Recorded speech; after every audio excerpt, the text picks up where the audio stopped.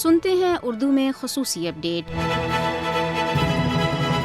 بھارت میں یورینیم کی چوری سے جوہری دہشت گردی کے بڑے پیمانے پر سنگین خطرات لاحق ہو گئے ہیں۔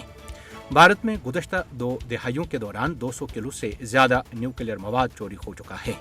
1994 سے 2021 تک بھارت میں نیوکلیئر مواد کی چوری اور گمشدگی کے اب تک 18 واقعات رپورٹ ہو چکے ہیں۔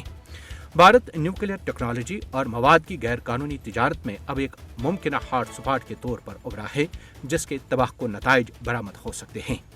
بھارت میں چوری شدہ نیوکلیئر مواد ہندو انتہا پسندوں اور دہشت گردوں کے ہاتھ لگ سکتا ہے۔ بھارت میں یورینیم کی چوری نے اس کی نیوکلیئر سہولیات کے ارد گرد حفاظتی حصار پر بہت سخت اور سنجیدہ سوالات اٹھائے ہیں۔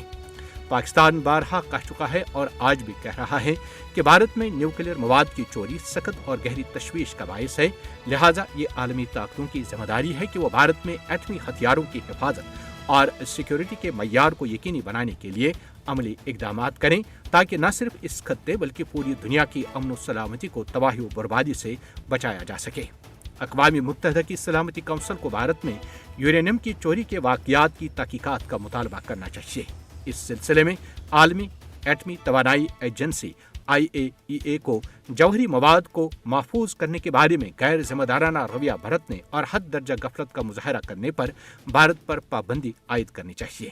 دنیا کو بھارت میں یورینیم کی چوری کے افسوسناک واقعات کی مکمل تحقیقات شروع کرنی چاہیے، کیونکہ بھارت میں یورینیم کی چوری نے پوری دنیا کے لیے خطرے کی گھنٹی بجا دی ہے، جس پر اب آنکھیں بند نہیں کی جا سکتی۔